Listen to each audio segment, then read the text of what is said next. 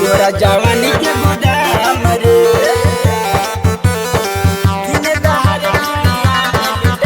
Mahakal recording studio केसरिया।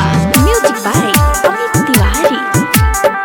तोरा जवानी के गोदाम रे सीला के जवानी लुटाई, सीला के जवानी लुटाई, मुनि बैल बदनाम रे।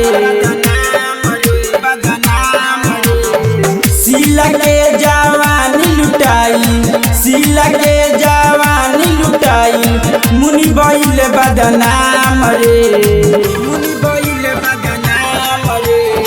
दिन दहाड़े खुलिया में लुटाई तोरा जवानी के गोदाम रे। दिन दहाड़े खुलिया में लुटाई तोरा जवानी के गोदाम रे। दिन दहाड़े खुलिया में लुटाई तोरा जवानी के गोदाम रे। तोरा जवानी के गोदाम रे।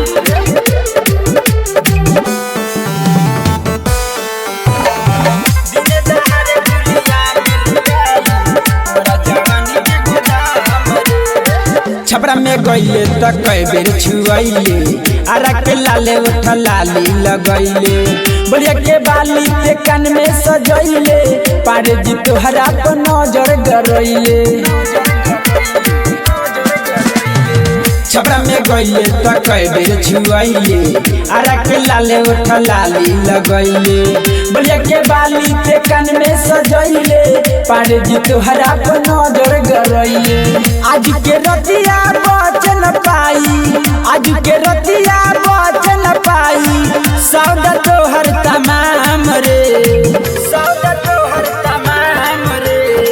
दिन दहाड़े खुलिया में लुटाई तोरा जवानी के गोदाम रे। दिन दहाड़े खुलिया में लुटाई तोरा जवानी के गोदाम रे। दिन दहाड़े खुलिया में लुटाई तोरा जवानी के गोदाम रे। तोरा जवानी के गोदाम रे।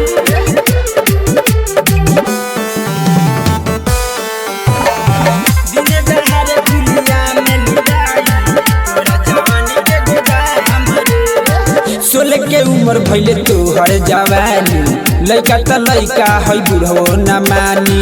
राइटर चंदन चौहाने कहेला बाची नाही गोरी तोहर जवानी, बाची नाही गोरी तोहर जवानी। 16 के उम्र भइले तोहर जवानी, लइका त लइका है बुढ़ो न मानी।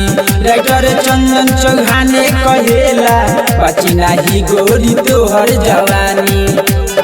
नामी निरंजन संदीप शरारती, नामी निरंजन संदीप शरारती, नाटवा कर दी सेल रे, नाटवा कर दी सेल रे।